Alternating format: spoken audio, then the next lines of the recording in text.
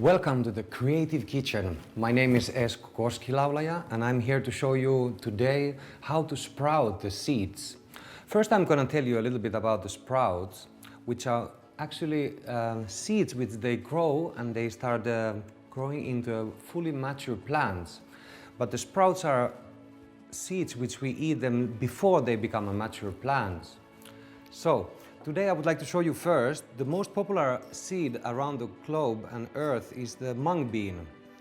And mung bean is one of the most healthiest sprouts and easiest to learn to sprout. So, these sprouts are grown from the seeds in such a way that first we soak them 8 hours or perhaps overnight, so they will absorb enough water and the germination will begin. It's one of the most economic way you can grow your own food, and you can do it in few days. You don't need so much time and effort to be able to do it. So let's say we have the mung beans. So what I want to do first, I want to soak them overnight or perhaps 8 hours during the day. I just find the suitable time for that. So what I do, I soak the seeds overnight.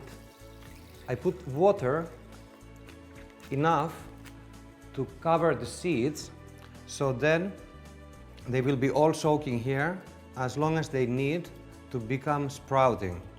So the first night we just soak the seeds, and next morning we just rinse and we put the water out, and then we leave the seeds so they can get some oxygen and they can begin to germinate.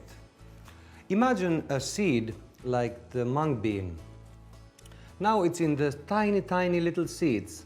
The first night when we soak them, after that we take the water out and we let them sprout.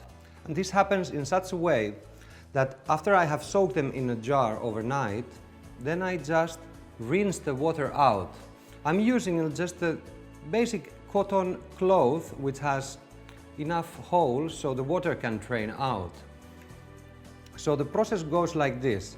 The first night we soak the seeds, and then after that we rinse the water out and we leave it in the room. You can put the jar like sideways, so then the sprout gets a little bit more air.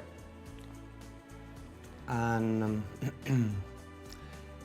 these mung sprouts, we just every morning we put some more water inside the jar, we fill it up and we leave it for a couple of minutes so the sprouts can absorb enough water, and then we take the water out immediately after, and then we leave it for the whole day just to stay in the kitchen on a shelf, and in the evening we again fill it up with water and then we just rinse the water out and we leave it overnight, and the next morning the same process and again in the evening. It's so easy. It only takes 2 minutes in the morning and 2 minutes in the evening.